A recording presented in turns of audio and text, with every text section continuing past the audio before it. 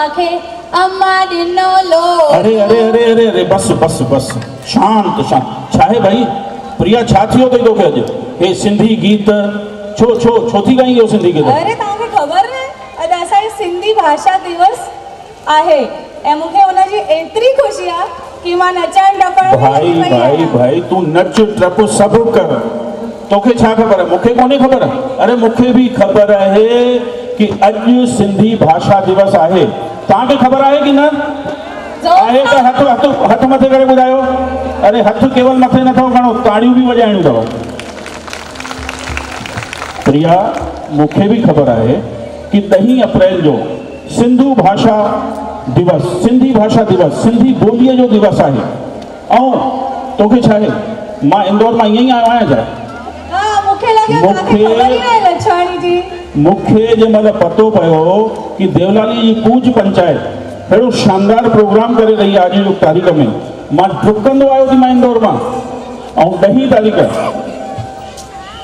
1967 में सिंधी भाषा के 8 शेड्यूल में मान्यता मिली। जोरदार ताड़ियों। अॼु की तारीख़ में सिंधी भाषा के 10 अप्रैल जो 8 शेड्यूल में मान्यता मिली और हुन ही उपलक्ष्य में असां ही शानदार प्रोग्राम हर साल हर जगह ते कंदा रहंदा आहियूं। अॼु जे हिन कार्यक्रम में असांजा मुख्य अतिथि महोदय आदरणीय जगवाणी साहब जेके कि जलगांव में आयल आहिनि मां हुननि जो भी स्वागत तो करियां। आदरणीय मुरलीधर माखीजा जी जेके कोरबा में आयल आहिनि हुननि जो भी स्वागत तो करियां। देवलाली जा पूज्य सिंधी सेंट्रल पंचायत जा अध्यक्ष आदरणीय रतनलाल चावला उन्हनि जी मेहनत ऐं उन्हनि जा जनरल सेक्रेटरी उन्हनि सां भी मां उन्हनि जो भी स्वागत तो करियां। सभिनी मुख्य मेहमाननि सां ऐं देवलाली जे जेके पंचायत जा मेंबरान आहिनि उन्हनि सां निमाणी वेनती थो कयां कि अॼु जे हिन कार्यक्रम जी शुरुआत जे लाइ असांजे इष्ट देव भगवान श्री झूलेलाल साईं जे मूर्तिअ ते माल्यार्पण करे ऐं जोत जगाए करे हिन कार्यक्रम की शुरुआत कयूं। जय झूलेलाल।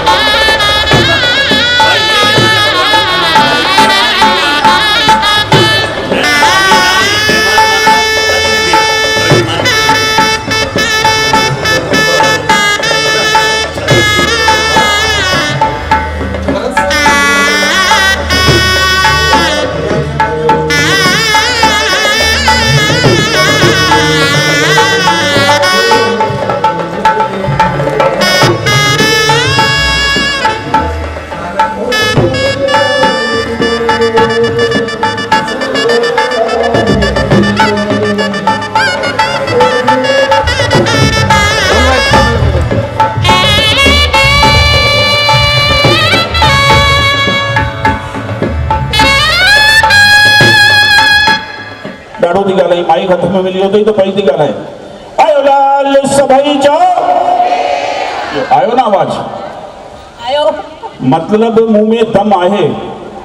मुखे मानू फालतू चवंदा आहिनि तू बीबीअ जो गुलाम आई जायफुल मां ॾिस कीअं आवाज कटाए वरितो मां। जोरदार ताड़ियूं मुंहिंजे लाइ। दोस्तों अॼु जो हिन शानदार प्रोग्राम में असांजा वॾड़ा असांजा अॻुवाट असांजा बुजुर्ग असांजा मेहमान हुननि सां गॾु गॾु जेके असांजा मुख्य मेहमान आयल आहिनि, देवलाली पंचायत जा मेंबरान, नासिक रोड, सभिनी आसे पासे वारनि मां असांजा संत, उन्हनि सभिनी जो मां सुरेंद्र लछवाणी हिन मंच तां स्वागत तो करियां, वंदन तो करियां, अभिनंदन तो करियां। अचो, तू कुछ चई पई छा? प्रोग्राम स्टार्ट कयूं? हाँ बिल्कुल। तो ॿुधाए पोइ पहिरियों प्रोग्राम कंहिंखे सॾु करिणो आहे? हसानंद नियालानी सर के हो अॼु जे प्रोग्राम जी प्रस्तावना ॿुधाइण वारा आहिनि। तव्हां उन्हनि खे मंच ते आमंत्रित थी कयां। ज़ोरदार ताड़ियुनि सां उन्हनि खे आमंत्रित कयो। आदरणीय असांजा श्री हसानंद निहालानी साहब, जेके कि देवलाली सिंधी पंचायत जा जनरल सेक्रेटरी।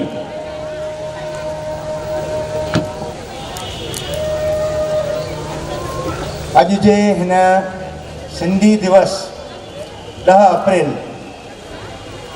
जे शुभ ॾिण जे अवसर ते असांजा मुख्य अतिथि डॉक्टर गुरमुख दास जगवाणी, उन खां पोइ डॉक्टर अजीत मनियाल बॉम्बे मां, ऐं उन खां सवाइ देवलाली, नासिक रोड, नासिक उपनगर, भगूर जे जुदा जुदा पंचायतुनि जा बानीकार, अहदेदार जेके अॼु हिते उपस्थित आहिनि, मां कूच सिंधी पंचायत जे तरफ़ां उन्हनि जो दिली स्वागत थो करियां। प्यारा भाउरो ऐं भेनर, अॼु 10 अप्रैल 2019 उन हिसाब सां अॼु असां 52 सिंधी दिवस मल्हाए रहिया आहियूं। सिंधी दिवस जॾहिं असां मल्हाइण बाबति चऊं था त सॼे सिंध जो इतिहास अखियुनि जे साम्हूं फिरी थो वञे। शाह, सचल, सामी, बेदल, बेकस, दलपत, रोहल, किशन चंद बेवस, ऐं उन खां पोइ विरांगे बैट, प्रोफेसर राम पंजवाणी, दयाल आशा, उन खां परशुराम ज़िया, ऐं कहिड़ा मां तव्हांखे लेखकनि जा ऐं शाइरनि जा नाला गिणाया जिन असांजे सिंधी ॿोलीअ ऐं सिंधी साहित्य खे जीअरो रखियो। मायाराम कुकरेजा सर, परशुराम वलेछा परसल, असांजे देवलाली जो मशहूरु कवि, जिन सिंधी ऐं सिंधी ॿोलीअ खे जीअरो रखण लाइ जाखोड़ कई, कोशिशि कई। ऐं उन खां सवाइ सिंधी ॿोलीअ खे 8हें शेड्यूल में आणण वास्ते असांजे केतिरनि ई सिंधी समाज सुधारकनि, सिंधी सर्वेचन, सिंधी आला शख्सियतुनि, जिन में श्री झमटमल भावनाणी ऐं असांजे सिंधी अदबी सभा बॉम्बे मां, ऐं उन खां पोइ श्री सुरेश केसवाणी ऐं उन्हनि जी सॼी पार्टी, ऐं NCPSL जा बानीकार, दिल्लीअ जा बानीकार, इन्हनि सभिनी गॾिजी करे जॾहिं इहे कोशिशूं वरितियूं, तॾहिं इंदिरा गांधी, जॾहिं श्रीमती इंदिरा गांधी जॾहिं प्रधानमंत्री हुई, उन्हनि जे ॾींहंनि में अटल बिहारी वाजपेयी जे कोशिशुनि सां, श्री लाल कृष्ण आडवाणी साहिब जे कोशिशुनि सां, श्रीमती इंदिरा गांधीअ जे ॾींहंनि में सिंधी ॿोलीअ खे विधान जे 8हें शेड्यूल में 22 नंबर ॿोली करे जेको आहे मंज़ूरी ॾिनी वई। इन खां अॻु में 21 ॿोलियुनि खे मंज़ूरी मिलियल हुई। अॼु असांजी सिंधी 22 ॿोली 10 अप्रैल 1967 ईस्वीअ ते विधान में आई।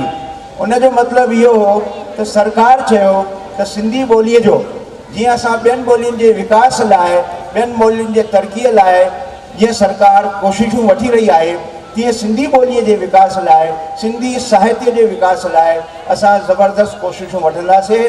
ऐं उन में जेको आहे सिंधी साहित्यकार अॻियां अचनि, सिंधी पोइट्स, सिंधी नाटक नवीस, सिंधी मज़मून नवीस अॻियां अचनि।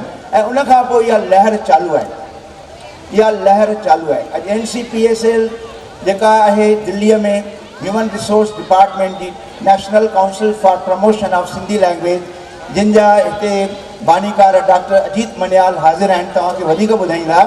ऐं उन खां सवाइ सिंधालाजी यूनिवर्सिटी जेका कच्छ ऐं कच्छ जे पासे ॾे आहे ऐं हर कंहिं राज्य में साहित्य अकाडमी गवर्नमेंट जेको आहे राजस्थान जे पासे राजस्थान राज्य में राजस्थान सिंधी साहित्य अकाडमी क़ाइमु कई आहे। महाराष्ट्र में महाराष्ट्र सिंधी साहित्य अकाडमी आहे। गुजरात में सिंधी साहित्य अकाडमी आहे। मध्य प्रदेश में सिंधी साहित्य अकाडमी आहे। ये सभु सिंधी साहित्य अकाडमियूं सिंधी ॿोलीअ खे जीअरो रखण लाइ सिंधी ॿोलीअ जे विकास जे लाइ ॾींहं राति कमु करे रहियूं आहिनि। हींअर असांजो फ़र्ज़ु थो बणिजे त जेका जोत असांजे वॾनि जलाई आहे सिंधियत जी जोत जलाई आहे उन सिंधियत जी जोत खे असां बरक़रार रखूं ऐं इहो वॾे में वॾो फ़र्ज़ु आहे माउरुनि जो। छाकाणि त असां सिंधी ॿोलीअ खे चवंदा आहियूं मातृभाषा। जॾहिं ॿारु हिन संसार में जनमु वठे थो त पहिरियों लफ़्ज़ जेको हू ॿुधे थो उहो पंहिंजे माउ जे वातां ॿुधंदो आहे। तंहिं करे माउरनि खे असांजे भेनरुनि खे मातृशक्तिअ खे वेनिती आहे त घर में सिंधी ॿोलीअ जो वाइबो जा तव्हां कयो। पंहिंजनि नंढड़नि जीतामड़नि सां पंहिंजनि नंढड़नि ॿारनि सां सिंधी ॿोलीअ में ॻाल्हायो जीअं हीअ सिंधी ॿोली जीअरी रहे ऐं सिंधी ॿोलीअ जे साहित्य में इज़ाफ़ो ईंदो रहे। मां सम्झां थो अॼु जे ॾींहं जे लाइ इहा प्रस्तावना हिते काफ़ी आहे। इन खां पोइ असांजा जेके महिमान आहिनि उहे अव्हांजे अॻियां वधीक ऐं वधीक रोशनी हिन विषय ते विझंदा। जय हिंद, जय झूलेलाल। घणो घणो आभार दादा। केतिरे सुठे नमूने सां तव्हां हिन सिंधी ॿोलीअ लाइ ऐं 10 अप्रैल जे लाइ ॿुधायो असांखे। हिन पूरे प्रांगण में वेठल हर शख़्स जी तरफ़ां तव्हांजो आभार। दोस्तों 10 अप्रैल ते देवलाली पूज्य पंचायत हर साल कंहिं न कंहिं रूप में हे कार्यक्रम हे जलसो मनाईंदो रहंदो आहे। पंहिंजे अलॻि अलॻि तरीक़नि सां हिन जलसे खे ख़ूबसूरत बढ़ाइण लाइ कोशिशूं कंदो रहंदो आहे। हुन ई कोशिशुनि मां अॼु 2019 में हे शानदार प्रोग्राम तव्हांजे साम्हूं प्रस्तुत आहे। हिन प्रोग्राम में तव्हांजे ई नासिक जी रितिका भविष्य कल्चरल फोरम भी उपलब्ध रहंदी। उहे भी हुनजी भी प्रस्तुतियां रहंदियूं ऐं हुन सां गॾोगॾु असांजे विच में अॼु जे मुख्य महिमाननि मां असांजा मन मोहिंदड़ दादा श्री गुरमुख जगवाणी जेके कि जलगांव मां आयल आहिनि ऐं सिंधु दर्शन यात्रा समिति जा राष्ट्रीय अध्यक्ष आदरणीय दादा श्री मुरलीधर माखीजा जी भी आहिनि। अजीत मान्याल साहब भी आहिनि ऐं सूरत मां सिमी जगवाणी भी आयल आहिनि ऐं सभिनी महिमाननि सां गॾु असांजा प्यारा आदरणीय दादा चावला साहब रतन चावला जी उहे पंहिंजी पूरी टीम सां गॾु पूरे मेंबरान सां गॾु हिन कार्यक्रम जी शोभा वधाईंदा रहंदा आहिनि ऐं इहा कोशिश असां करे रहिया आहियूं ऐं हिन कोशिश में अॻिते वधी करे असां हलूं था। अॼु जे हिन कार्यक्रम जी पहिरियों कार्यक्रम तोखे ॿुधाइणो पवंदो। हिन कार्यक्रम जे लाइ रितिका भविष्य कल्चर फोरम तरफ़ां रंग बिरंग प्रोग्राम जी शुरुआत मोहन जे दड़े ज़रिए करियूं था। असांजे विच में सिंधु दर्शन यात्रा समिति जा राष्ट्रीय अध्यक्ष आदरणीय मुरलीधर माखीजा जी अची रहिया आहिनि। उन्हनि जो भी स्वागत आहे, वंदन आहे, अभिनंदन आहे। दोस्तों अचो असां मोहन जे दड़े जी हिकिड़ो वीडियो क्लिप ॾिसंदासीं। मां उन वीडियो क्लिप जे शुरू थियण खां पहले तव्हांखे ज़रूरु ॿुधाइणु चाहींदुसि मोहन जो दड़ो नालो त सभिनी ॿुधो हूंदो। सभिनी ॿुधो आहे नालो? यस, सभिनी ॿुधो आहे कि न? हा, त पर तव्हांखे ॼाण आहे, हिन जी ॼाण अथव कि मोहन जो दड़ो केतिरा 100 साल पुराणी ॻाल्हि आहे। जंहिं महिल कोई इंजीनियर न हूंदो हुयो, कोई आर्किटेक्ट न हूंदो हुयो, हुन खां पोइ बि असांजी सिंधु घाटी सभ्यता केतिरो अॻिते हुई। सभिनी खां पुराणी सिंधु घाटी सभ्यता, हुनजो छा त हुननि नक्शा ठाहिया बिना इंजीनियर बिना आर्किटेक्ट। तॾहिं त चवंदा आहिनि सिंधी सभ खां सियाणो, सिंधु घाटी सभ्यता मां अॼु हिते वेठल यंग ॿारनि खे एतिरो ज़रूरु चवंदुसि, तव्हां अगरि केवल दिमाग़ में विहारे वठो कि असां सिंधु घाटी सभ्यता जा वारिस आहियूं त तव्हां पाण ई सिंधी ॻाल्हाइण लॻंदव। ऐं सभिनी सां हथ जोड़े वेनिती आहे कि सिंधी ॻाल्हाइण ज़रूरु चालू कयो, जेके न ईंदी आहे ॻाल्हाइण उहो सिखनि। अचो असां अॻिते वधूं था। अॼु जे पहिरें कार्यक्रम मोहन जे दड़े ते वीडियो क्लिप। खुदाई के दौरान इस शहर के बारे में लोगों को जानकारी हुई। इसमें बड़ी बड़ी इमारतें, जलकुंड, मजबूत दीवार वाले घर, सुंदर चित्रकारियाँ, मिट्टी व धातु के बने बर्तन, मुद्राएं, मूर्तियाँ, ईंट, तरासे हुए पत्थर और भी बहुत सी चीजें मिली, जिससे ये पता चलता है कि यहाँ एक व्यवस्थित शहर बना हुआ था। जैसे हम आज रहते हैं वैसे ही वे लोग भी घरों में रहते थे, खेती किया करते थे। मिट्टी के नीचे दबे इस रहस्य को जानने के लिए बहुत से लोग उत्साहित हैं और इस पर कई बार खुदाई का काम शुरू भी हुआ और बंद भी हुआ है। कहा जाए तो अभी तक सिर्फ 1/3 भाग की ही खुदाई हो पाई है। यह शहर 200 हेक्टेयर क्षेत्र में बसा हुआ है। इस प्राचीन सभ्यता के लिए पाकिस्तान को एक नेशनल आइकन माना जाता है। सन 1856 में एक अंग्रेज इंजीनियर रेल रोड बनाते समय इस प्राचीन सभ्यता को खोज निकाला था।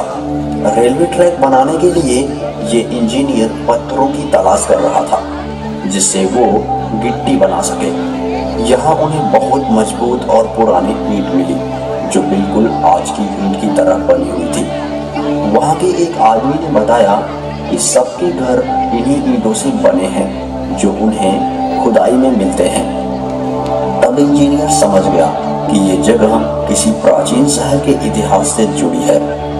इस इंजीनियर को सबसे पहले सिंधु नदी के पास बसे इस सबसे पुरानी सभ्यता के बारे में पता चला था। सिंधु नदी के पास होने के कारण इस स्थान को सिंधु घाटी की सभ्यता कहा गया। इस प्राचीन सभ्यता के समय एक और प्राचीन सभ्यता भी थी जो इजिप्ट, ग्रीस में थी। ये बात पुरातत्ववेत्ताओं द्वारा कही गई है। सिंधु घाटी की सभ्यता लगभग 2600 ईसा पूर्व से 3000 ईसा पूर्व तक रही थी। इस प्राचीन सभ्यता में कुछ अर्बन सेंटर थे जैसे मोहनजोदड़ो, हड़प्पा, लोथल, कालीबंगन, धोलावीरा, रखीगार्थी। मोहनजोदड़ो इन सब में सबसे अग्रिम शहर था। उस समय ये सबसे बड़ा व व्यवस्थित शहर माना जाता था, इसलिए पुरातात्विक ने इसकी सबसे पहले खोज शुरू की व इसके बारे में अधिक जानकारी इकट्ठी की। इसके बाद हड़प्पा ऐसा शहर था जो व्यवस्थित था व जिसको अग्रिम ढंग से बनाया गया था। मोहनजोदड़ो को देख ऐसा लगता है कि यह शहर किसी सफल सिविल इंजीनियर ने बनाया है, लेकिन इसे अर्बन कारीगर ने बनाया था। 1900 ईसा पूर्व में जब अचानक सिंधु सभ्यता का पतन हो गया तभी मोहनजोदड़ो भी मिट गया। इन शहरों में रहने वालों का तो पता नहीं, लेकिन इन्हें देख ऐसा लगता है कि पूरी प्लानिंग करके इनका निर्माण किया गया था। शहर के चारों ओर ईंट की मोटी दीवार थी जो रक्षा के लिए बनाई गई थी। इसके साथ ही पता लगाया गया कि कुछ लोग ईंट के घरों में रहते थे जो 3-3 मंजिल के बने हुए थे। कुछ घरों में बाथरूम भी थे जिसमें पानी निकास के लिए नालियां भी थी। दुनिया में पहली नाली का निर्माण यहीं से हुआ। पुरातत्व के अनुसार लोग खेती भी किया करते थे। उन्हें गेहूं, चावल उगाना आता था। वे लोग जानवर भी पाला करते थे। भारतीयों द्वारा मोहनजोदड़ो की खोज। सन 1922 में राखलदास बनर्जी जो पुरातत्व सर्वेक्षण के सदस्य थे, पाकिस्तान में सिंधु नदी के पास में खुदाई का काम किया था।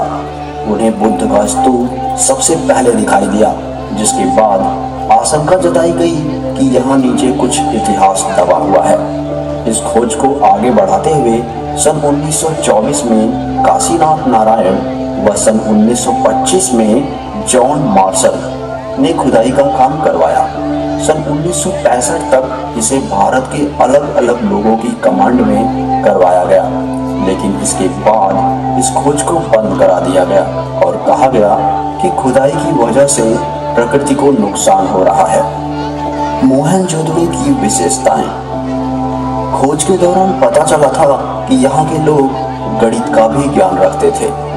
इन्हें जोड़, घटाना, मापना सब आता था। जो ईंट उस समय अलग अलग शहर में उपयोग की गई थी, वे सब एक ही वजन व साइज की थी, जैसे मानो इसे एक ही सरकार के द्वारा बनवाया गया था। पुरातत्ववेत्ताओं के अनुसार सिंधु घाटी सभ्यता के लोग गाने बजाने, खेलने कूदने के भी शौकीन थे। उन्होंने कुछ म्यूजिक इंस्ट्रूमेंट, खिलौने भी खोज निकाले थे। वे लोग साफ सफाई पर ध्यान देते थे। पुरातत्ववेत्ताओं को कंघी, साबुन व दवाइयां भी मिली हैं।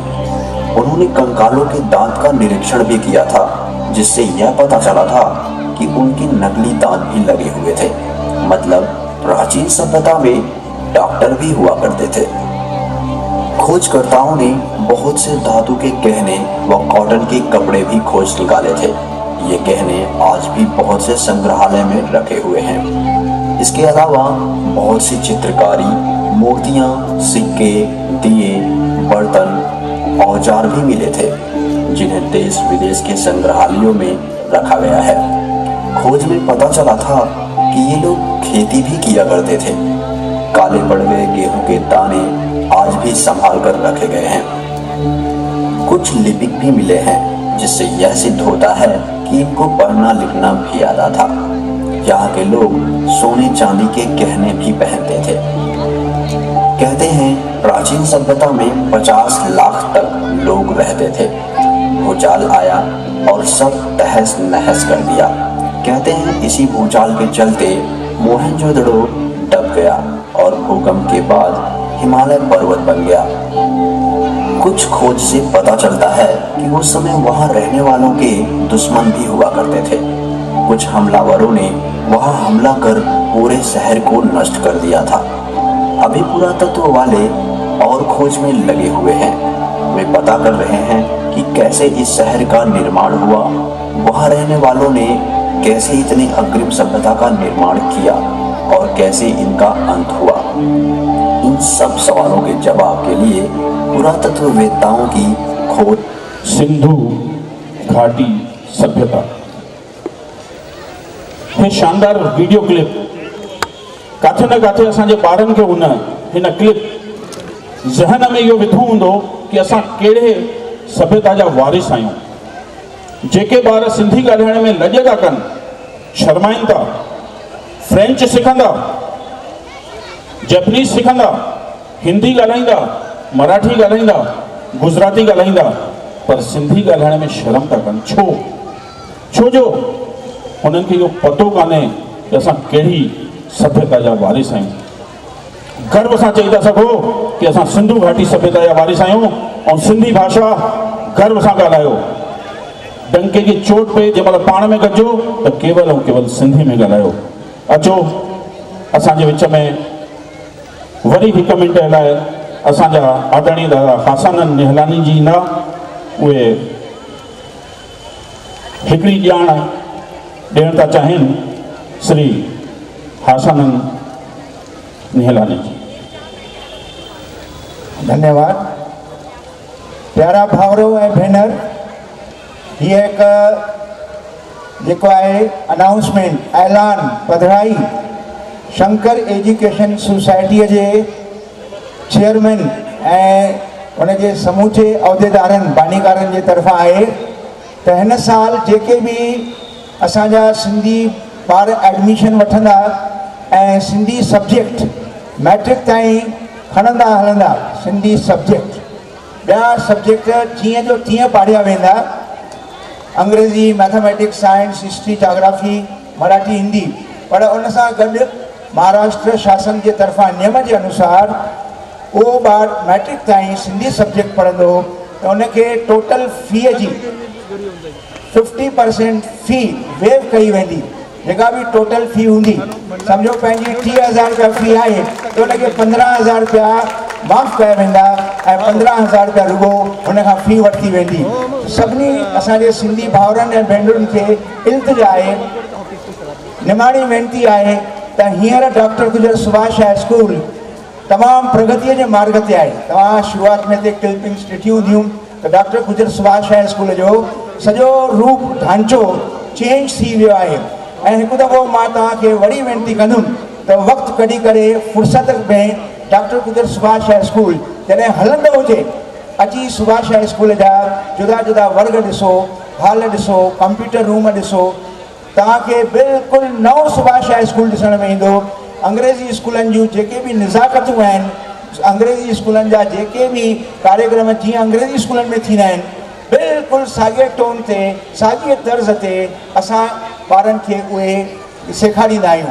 तंहिं करे असां सिंधी भाउरनि भेनरुनि ऐं माताउनि खे हिकिड़ो वरी इल्तिजा था कयूं त पंहिंजनि ॿारनि खे अंग्रेज़ीअ सां गॾु जेकॾहिं सिंधी सभ्यता, सिंधी तहज़ीब, सिंधी ॿोली ऐं सिंधी साहित्य ऐं हींअर तव्हां ॾिठो सिंध माथिरीअ जी सभ्यता, मोहन जो दड़ो ऐं हरापा जो शहर, इहा इन माथिरीअ जे सभ्यता जा, सिंध माथिरीअ जे सभ्यता जा असां वारिस आहियूं।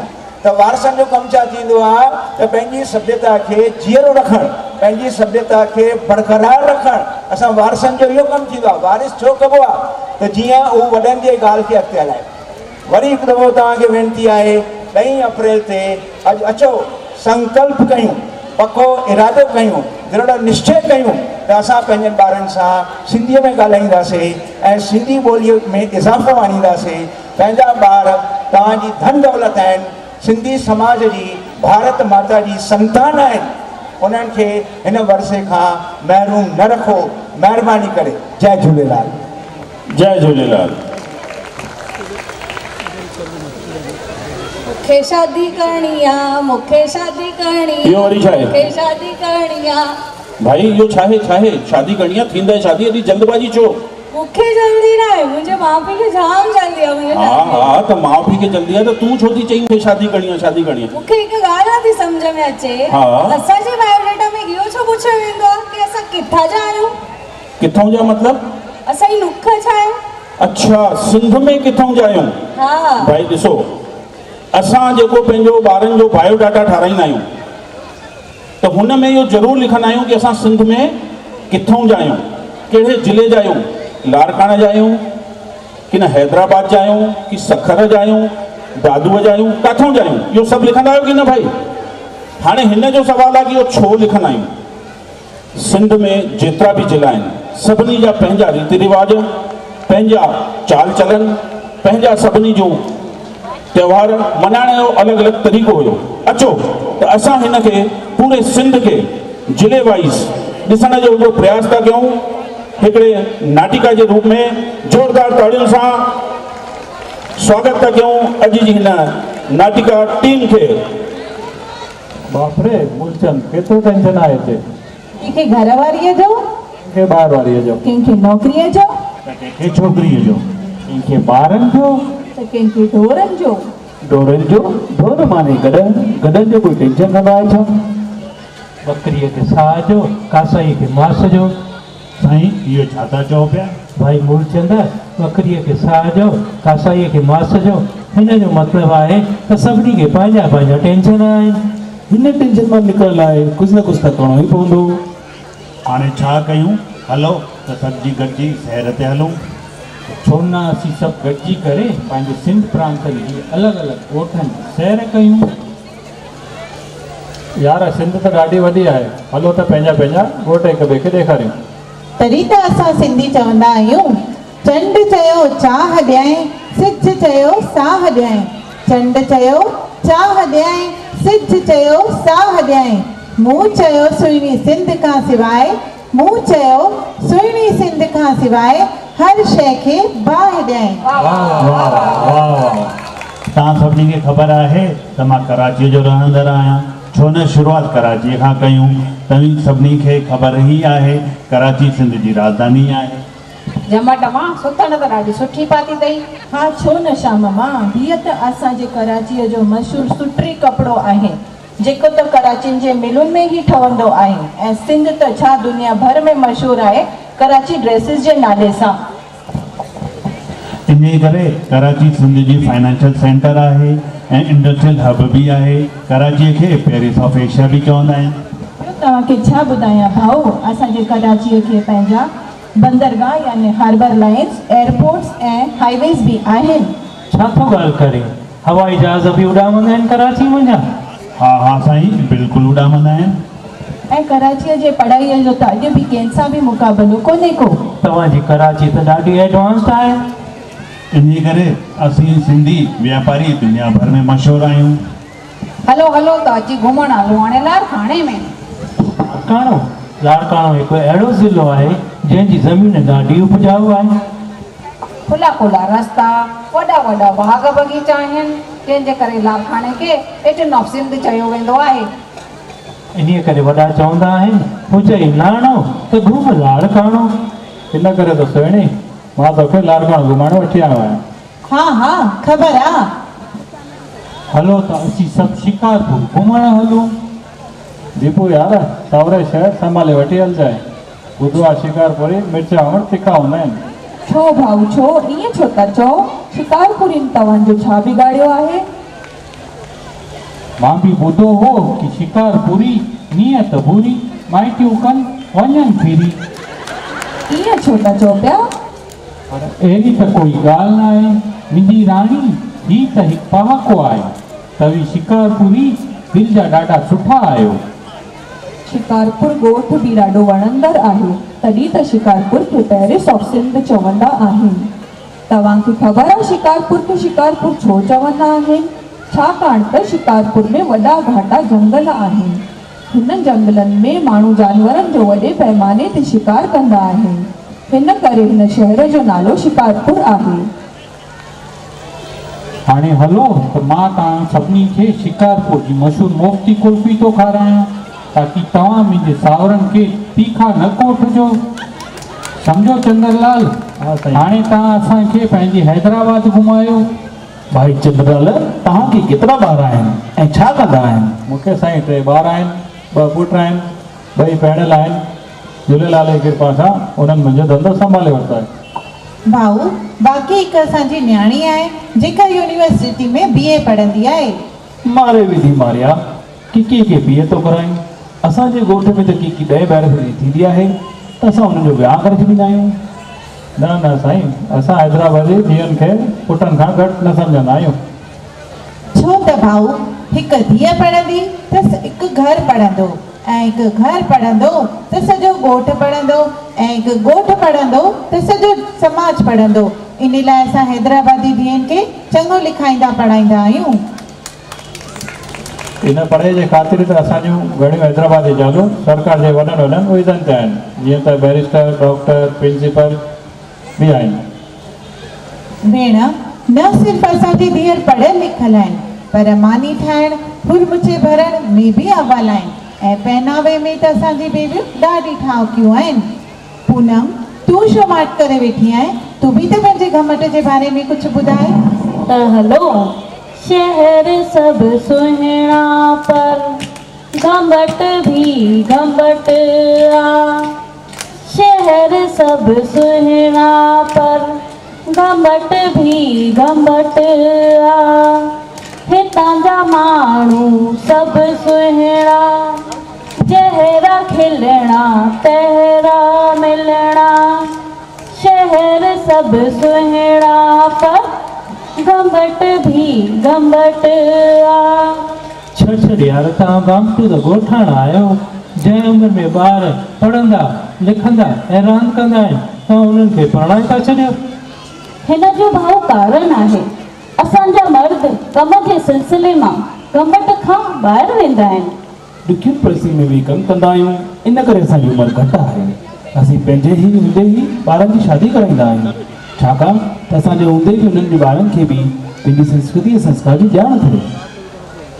इहो त भॻवान दास साईं तव्हां सही चयो आहे। नई पीढ़ियुनि खे संस्कार ऐं संस्कृति सेखारणु त असांजो धर्म ऐं कर्म आहे।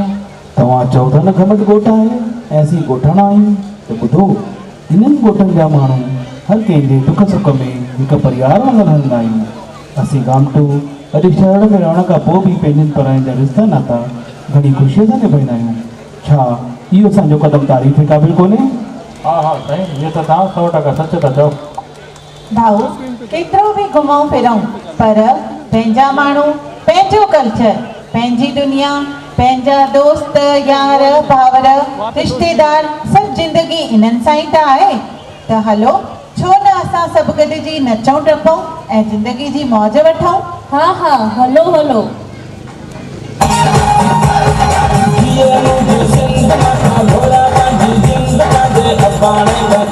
ताड़ियों ताड़ियों ताड़ियों।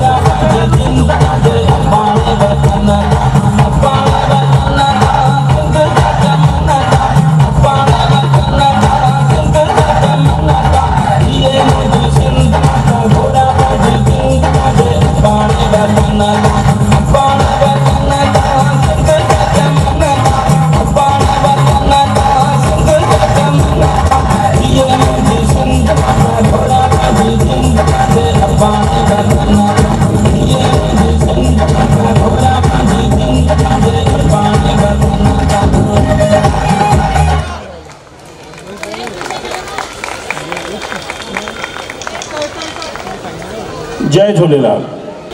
ॾिठो तव्हां सिंध जो नज़ारो, सिंध में कहिड़ा ज़िला, कहिड़ी पोशाक, कहिड़ा रीति रिवाज, आनंद वठो था कि न पहले इहो ॿुधायो भाई। ताड़ियूं छो नथा वॼायो? कंहिं खूब लिखियो आहे बादल बि हुजे, बादल बि हुजे, घटाऊं बि हुजनि, बारिश न थिए त छा फ़ाइदो। बादल बि हुजनि, घटाऊं बि हुजनि, बारिश न थिए त छा फ़ाइदो। दोस्त बि हुजे ऐं वफ़ादार बि हुजे, दीदार न थिए त छा फ़ाइदो। बादल बि हुजनि, घटाऊं बि हुजनि, बारिश न थिए त छा फ़ाइदो। दोस्त बि हुजनि, वफ़ादार बि हुजनि ऐं दीदार न थिए त छा फ़ाइदो। प्रोग्राम बि हुजे और एतिरो शानदार बि हुजे और ताड़ियूं न हुजनि त छा फ़ाइदो। वाह। ॾिसो असांजे आदरणीय रतन चावला जी जेको प्रबंध कयो आहे, एॾो शानदार कयो आहे कि जाइफ़ुनि खे अलॻि विहारियो अथनि, मर्दनि खे अलॻि। हाणे तव्हांजे पासे में तव्हांजो लाइफ पार्टनर मुड़ुस त वेठो कोन्हे, हथ में हथ रखी वेठा हुजो, हथ बिजी आहे, ताड़ियूं न वॼाए सघो। हथ ख़ाली अथव, ज़ोरदार वॼायो ताड़ियूं। ताड़ियूं वॼाइण में कोई कमी न रखो। ताड़ियूं वॼाइण जे लाइ घणा फ़ाइदा आहिनि, सभिनी ॿुधायो हूंदव ऐं उन्हनि फ़ाइदनि जो उपयोग कयो। अचो मां हिकिड़ी ॻाल्हि तव्हां साम्हूं शेयर थो करणु चाहियां। जेके असांजा बुज़ुर्गवार आहिनि, असांजा वॾड़ा आहिनि, हुननि खे सिंधियत जी सॼी जानकारी आहे। छा अॼु जी पीढ़ीअ खे उहा जानकारी आहे? छा अॻिली पीढ़ीअ खे उहा जानकारी मिली सघंदी? न मिली सघंदी। छो जो अॼु जी पीढ़ी जेकी न ॼाणे उहो अॻिली पीढ़ीअ खे छा ॿुधाईंदी। कीअं असांजे झूलण साईं अवतार वरितो, इष्टदेव भॻवानु झूलण साईं अवतार वरितो, कीअं वरितो, छा थियो। सिंध में हुन टाइम मुस्लिम महाराजा बादशाह मिर्ख केतिरो अत्याचार कयो हिंदुनि जे मथां, सिंधियुनि जे मथां। हुननि जे वज़ीरनि सिंधियुनि जे मथां केतिरो अत्याचार कयो।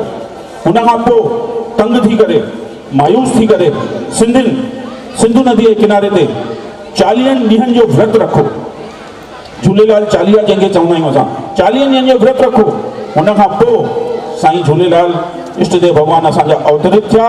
अचो त असां हिन वीडियो क्लिप जे द्वारा असां पूरी उहा जानकारी वठूं ऐं पंहिंजे ॿारनि खे ॾेखारियूं ऐं जीअं हो ॿार अॻिले ॿारनि खे ॾेखारीनि ऐं हीअ दर अॻिते असांजी प्रथा हलंदी रहे, सिंधियत हलंदी रहे, सिंधी भाषा हलंदी रहे। Video clip please. क्या है भगवान झूलेलाल की कहानी। सिंधी समाज भारत में महत्वपूर्ण स्थान रखता है। विशेषकर व्यापार से जुड़ा ये वर्ग विभाजन पूर्व भारत के सिंध क्षेत्र के वासी थे। सूफी परंपरा से प्रेरित इस समुदाय की संख्या आज भारत में कम है, लेकिन हर संस्कृति की तरह इनके भी अपने कुछ विशेष पर्व हैं। सिंधी समुदाय अपने इष्ट देव भगवान झूलेलाल की जयंती को बेहद धूमधाम से मनाते हैं, जो चेटी चंद के नाम से भी जाना जाता है। आइए जानते हैं भगवान झूलेलाल जी की जयंती से जुड़ी विशेष बातें। सिंधी समाज प्राचीन काल में अधिकतर जल मार्ग द्वारा व्यापार किया करते थे, इसलिए उनके देवता भी जल से जुड़े हुए हैं। इनकी मान्यतानुसार भगवान झूलेलाल जल भी देवता के अवतार हैं। इन्हें उडेरो लाल, झूलेलाल, लाल साईं आदि नामों से भी जाना जाता है। उडेरो लाल ने जनता को एकता, शांति और सत्य का मार्ग दिखाया। मुस्लिमों में ये ख्वाजा खिज्र जिंदा पीर के नाम से मशहूर हैं। जल देवता का अवतार। भगवान झूलेलाल के अवतरण से जुड़ी कहानी बड़ी रोचक है। कहा जाता है कि सिंध प्रदेश, जो पाकिस्तान में है, के ठट्ठा नगर में मीरक शाह नाम का अत्याचारी राजा था। उसके अत्याचार से दुखी होकर लोगों ने 40 दिनों तक श्रद्धा पूर्वक जल किनारे पूजा की। इसके बाद जल देवता मत्स्य के रूप में आए और उन्होंने भविष्यवाणी की कि वो जल्द ही राजा के अत्याचारों का अंत करने के लिए जन्म लेंगे। भगवान झूलेलाल का जन्म और मन्नत मांगने का दिन। इसके बाद चैत्र शुक्ल द्वितीया को ठाकुर रतन राय के घर माता देवकी ने पुत्र को जन्म दिया, जिसका नाम उडेरो लाल रखा गया। भगवान झूलेलाल के जन्मोत्सव को सिंधी समाज चेटी चंद पर्व के रूप में भी मनाता है। मान्यता है कि इस दिन मांगी हुई मन्नत अवश्य पूरी होती है। आज भी पूरे विश्व में चैत्र माह की चंद्र तिथि पर भगवान झूलेलाल की जयंती मनाई जाती है। दिलाई मुक्ति। बालक के जन्म की खबर सुनकर मीरक शाह ने उसे समाप्त करवाने की योजना बनाई, लेकिन सफल नहीं हो सका। उल्टे राजा के महल में आग लग गई। अपने सैनिकों की हार और आग के डर से बादशाह भागकर झूलेलाल जी के चरणों में गिर पड़ा। इस तरह बाल्य अवस्था से ही चमत्कारों के कारण भगवान झूलेलाल के प्रति लोगों की आस्था प्रबल होती चली गई। कहा जाता है कि प्राचीन काल में जब सिंधी समुदाय व्यापार के लिए जल मार्ग से जाते थे, तो स्त्रियां उनके सकुशल लौटने के लिए जल देवता से मन्नत मांगती थी, और जब पुरुष कुशल लौट आते थे तो चेटी चंद पर्व पर भंडारा आयोजित किया जाता था। ज्योति स्वरूप। भगवान झूलेलाल से जुड़ी एक और रोचक बात है कि वे ज्योति स्वरूप में विराजमान हैं।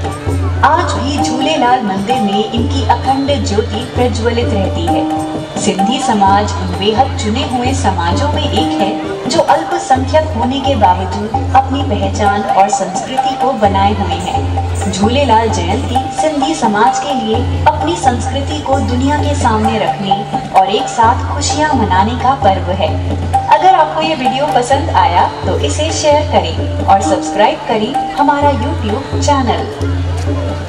सिंधी भाषा लाइ वेठा आहियूं न, छा लाइ वेठा आहियूं असां? अॼु कहिड़ो ॾींहुं आहे? सिंधी भाषा दिवस, सिंधी ॿोली दिवस। असां हुन लाइ वेठा आहियूं हिते।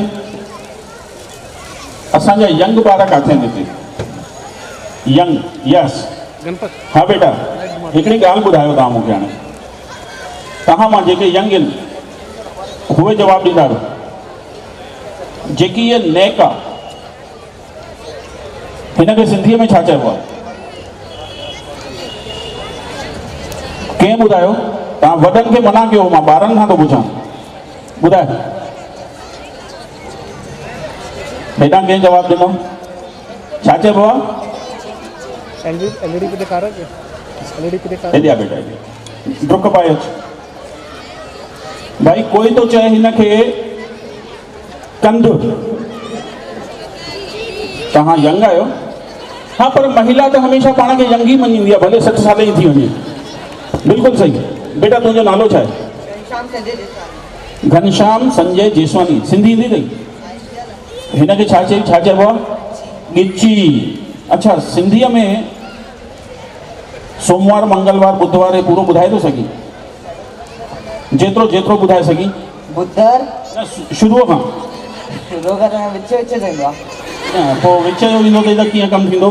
अच्छा चलो तव्हां विची त ॿुधाई न बेटा भाई। अच्छा वीडियो निकिरे थो तुंहिंजो। ॻिचीअ जो जवाब जो कुझु मीठा हो जाए। ताड़ियूं हिन ॿार लाइ। अच्छा मां हाणे सवाल कयो, हथ मथे कंदो कोई ॿार। सोमवार मंगलवार बुधवार खे सिंधीअ में केरु ॿुधाईंदो? नंढो ॿार नंढो ॿार नंढो ॿार नंढो ॿार। तव्हां ॿुधाए था सघो? हा न तव्हां त ॿुधाए वठंदो न जी। कोई नंढो ॿार जल्दी, टाइम घटि आहे भाई। हिते त सभु चावला साहब, हिते त सभु नंढा ॿार वेठा अथव हिते। हे सभु ॾिसो। हा हा हा हा हा हा हा केॾो नंढो ॿारु अची वियो। बेटा पहले त तूं पंहिंजो नालो ॿुधाए। जिया धन राजानी। धन त ॾाढो हूंदो यार हिननि वटि। ताड़ियूं। हा बेटा ॿुधाईंदीअ क्या न छा? सिंधीअ में सोमवार मंगलवार बुधवार संडे मंडे को सिंधी में क्या कहते हैं? सोमवार मंगलवार बुधवार शुक्रवार शनिवार। भाई मां तो पुछां सिंधीअ में, हीअ थी ॿुधाए हिंदीअ में। हिन जी ग़लती कोन्हे, ये स खे हर सम्झंदी आहे, सिंधी नथी सम्झे, हिंदी थी चए। बेटा वेही रहो। केरु ॿुधाईंदो? जल्दी अच बेटा अच, डुक पाए, टाइम घटि आहे। ॿुधाए पहले पंहिंजो नालो। मुंहिंजो नालो गौरव लालवानी आहे। सूमर मंगल बुधर विस्पति जुम्मो छंछर आर्तवार। जोरदार ताड़ियूं हिन ॿार लाइ। लालवानी ॾिसो लाल लॻो पियो अथव।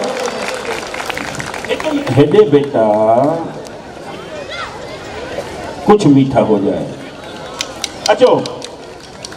अरे लच्छानी अंकल हाणे ज़रा दिलि थामे वियो। बिल्कुलु बिल्कुलु। अचो त ॾिसो झूलण जो जन्म कीअं थियो। शायदि ई इहो ॾींहुं निकिरंदो जो असांजा वॾा पाकिस्तान वक़्त में उन दौर खे भारत पाकिस्तान जो अखियूं ॾिठो हाल पंहिंजो अनुभव हिते ॿुधाईंदा। मां हुन लाइ मंच ते आमंत्रित कंदी आहियां पूजनीय दादा कृपालदास करमचंदानी खे त हो अची पंहिंजो अनुभव ॿुधाइनि, जेके नासिक सिंधी पंचायत जा मेंबर आहिनि। जोरदार ताड़ियुनि सां स्वागत कयो। हिंदुस्तान पाकिस्तान जो जेको विरियो थियो, बंटवारो थियो, अॼु जे ॿारनि खे उहा ॼाण कान्हे। असांजे वॾनि असांजे बुज़ुर्गनि छा दुख ॾिठा, कहिड़ियूं हालातुनि में हिते हिंदुस्तान आया, छा हुते राजाई हुई ऐं हिते अची करे हुननि छा कयो, छा ॾिठो, छा परेशानियूं हुयूं उन्हनि खे हुतां जंहिंमहिल निकिता, कहिड़ी परिस्थितियुनि में निकिता। वाकई हे सिंधी हुया जो सही सघिया। सिंधी न हुजनि हा त अलाए छा थियनि हा। अचो असां उहे कड़ा अनुभव असांजे वॾनि खां, असां पंहिंजे बुज़ुर्गनि खां, दादाजनि खां इहो अनुभव शेयर कयूं, अनुभव वठूं। दादा हरिओम। सभई चओ झूलेलाल। ॾाढे ॾुख जी ॻाल्हि आहे जो सिंध जो नालो खणी करे अॼु झूलनि ॾुखनि खे वरी ज़ाहिर करण जो टाइम मिलियो आहे। उन लाइ मां सभिनी भाउरनि जो शुक्रगुज़ार आहियां त जॾहिं हिंदुस्तान ऐं पाकिस्तान शुरू थियो उन टाइम ते मां पहिरियों पढ़ंदो हुउसि सिंधी। पहिरें दर्जे में मां 3 हंधि 3 साल गुज़ारिया। उन करे मां थोरो ॾुख बि आहे पर ख़ुशी बि आहे। उन वक़्तु जंहिंमहिल हिंदुस्तान ऐं पाकिस्तान जो झगड़ो चालू थियो उन मां 46 में पहिरें दर्जे में हुयुसि। वरी 47 में असां ॻोठ मां उथी करे अची लाड़काने ज़िले में वेठासीं।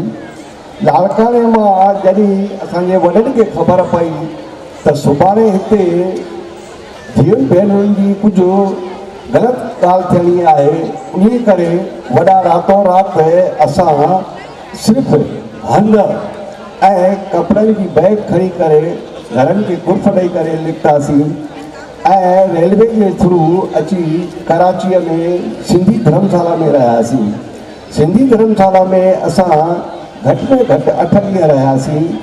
उते बि जेके ओपन स्पेस में वेठासीं रहियासीं सभु कुझु बिस्तरे ते उहे ॻाल्हियूं असांखे अॼु बि जे यादि अचनि थियूं त वाक़ई उन्हनि जी ॻाल्हियुनि खे अखियुनि में पाणी थो अचे। उहो वक़्तु गुज़री वियो, उन्ही खे वरी बि दोहिराइण में हाणे कुझु कोन्हे, भॻवान जी दया आहे। हिन महिल सभु आहे।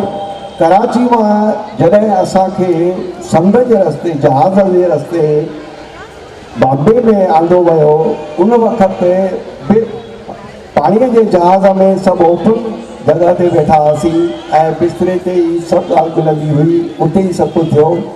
उन खां पोइ जॾहिं बॉम्बे में अची लथासीं त धिके ते 24 कलाक असांखे बुख में रहणो पियो।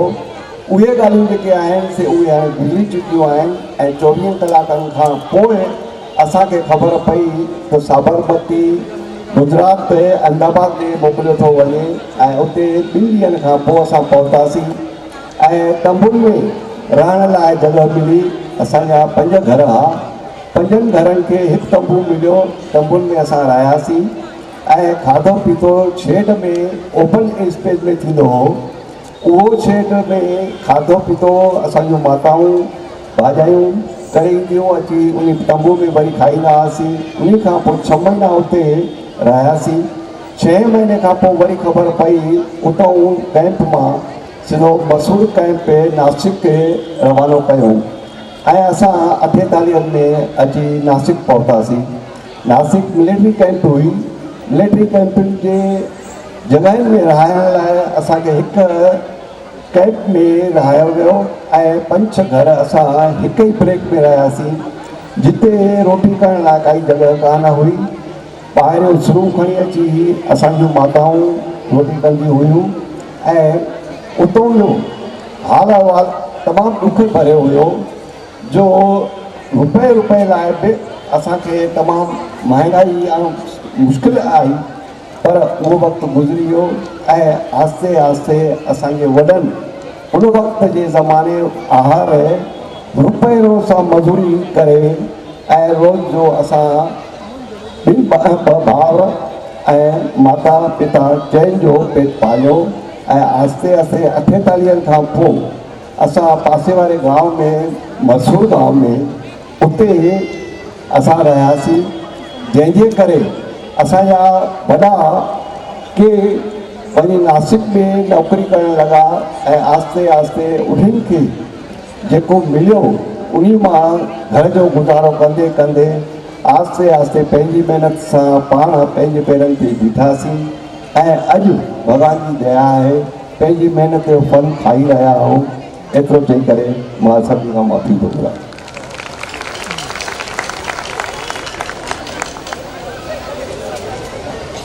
धन्यवाद दादा। हाणे मां आदरणीय ठारूमल तेजवानी जी इन्हनि खे मंच ते आमंत्रित थी कयां, जेके किरपाल आश्रम जा सेवादारी आहिनि। ज़ोरदार ताड़ियुनि सां उन्हनि जो स्वागत कयो।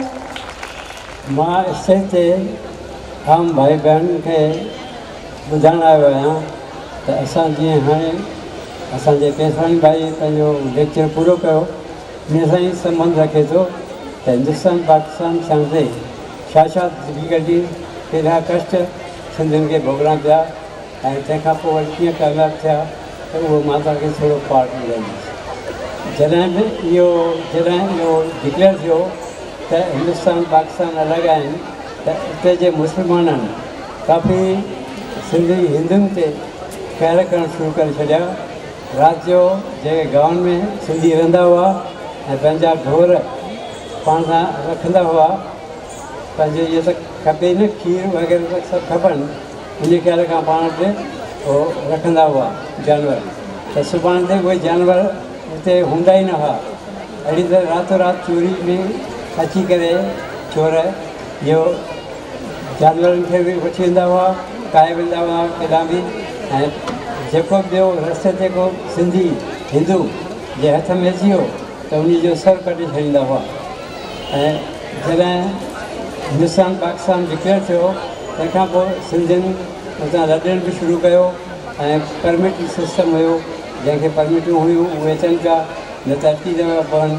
त उहा वॾी मुश्किल थी जो केतिरा माण्हू जीअं मुंहिंजे दादा हाणे ॿुधायो त हुननि खे कराची ऐं ॿियनि जॻहियुनि ते अचिणो पियो ऐं आख़िर में मशहूरु रहिया झोंड में मशहूरु कैंप हुई उते जे जमा थिया। त अहिड़ी तरह असां सिंधियुनि जे ॿारनि खे कराची में जेके लिखिया हुआ हिन सां अचण लाइ त स्टीमर जो इंतज़ारु था कयूं या कनि पिया ॿिया बि काफ़ी माण्हू हुया। उते जे ॿारनि खे एॾो डपु हूंदो हुओ जो ॿाहिरि उन्हनि जे नंढनि ॿारनि जे जेको मथो आहे उहो पूरा ईंदा सफ़ा। असां जेका चोटी निशानी आहे हिंदुअ जी उहा चोटी बि कटाए छॾींदा हुआ। इन ख़्याल खां ई त मतां इहे हिंदुअ जो ॿार सम्झी करे पाकिस्तानी ज़ुल्मी जेके हिन कम लाइ निकिता हुआ ॿार पुट करण लाइ उहो मतां मारे छॾियनि। अहिड़ी तरह एतिरे वॾे डप में असां हिंदुस्तान ताईं पहुतासीं ऐं वरी जॾहिं हिते पहुतासीं हिते को सोल्यूशन ख़ासि किथे अरेंजमेंट न हो। गवर्नमेंट जे अॻियां मसइला हुआ त आयल सिंधियुनि खे किथे रहनि। अहिड़ी तरह के माण्हू मशहूर में टिकिया के देवराली साउथ में टिकिया। जीअं मां बि हुते देवराली साउथ में पहले मां 5 साल जो उमिरि जो हुयुमि जॾहिं देवराली साउथ में आयासीं। त अहिड़ी तरह एॾी याददाश्त कान रहंदी नंढे ॿार खे। पर जेको मूं ॾिठो उहो तमामु ख़तरनाक हो छो त खाइण पीअण जो को वसीलो न हो, तंहिंखां पोइ कमाई जो को वसीलो न हो। इहे दिक़तूं ॾाढियूं कठिन हुयूं जेके असां धारे करे अहिड़ियूं तकलीफ़ूं ॾिसी करे ऐं पाण खे अॻियां अची करे हुनखे